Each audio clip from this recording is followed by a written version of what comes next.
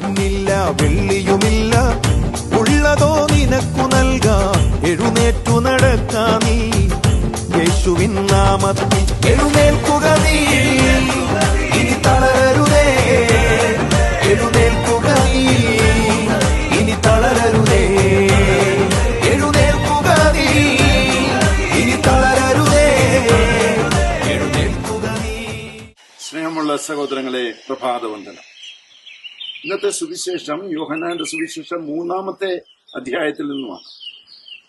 ഈ അധ്യായത്തിൽ ആത്മാവിൽ നമ്മൾ വളർന്നോ ഇല്ലയോ എന്ന് അറിയുവാൻ നമ്മളിൽ നിന്നുള്ള ഫലങ്ങളിൽ നിന്നാണ് തിരിച്ചറിയുക.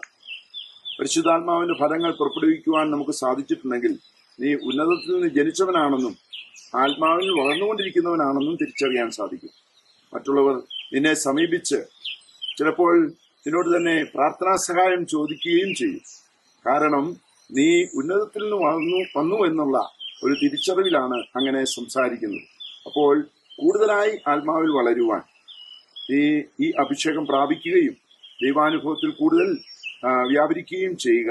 വചനം വായിക്കുക, കൂടുതൽ നിക്കോദേമോസ് കൊണ്ട് പറഞ്ഞതുപോലെ വീണ്ടും ജനിക്കാതെ സ്വർഗരാജ്യത്തിൽ പ്രവേശിക്കുവാൻ നിനക്ക് സാധിക്കില്ല. അതിനുള്ള കൃപാവരം ലഭിക്കട്ടെ പ്രാർത്ഥിക്കുന്നു. പരിശുദ്ധ അമ്മയെ സഹായിക്കണേ.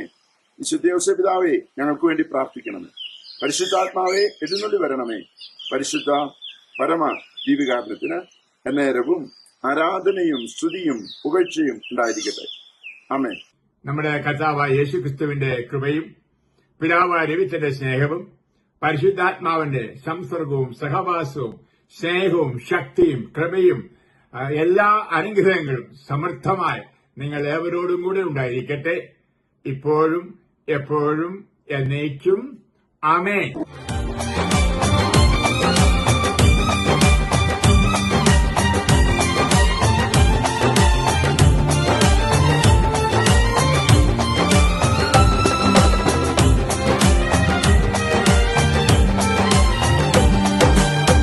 ഞാൻ പേറിയ നിന്ദകളെല്ലാം ക്രൂശിൽ ചുമന്നവനാണ്.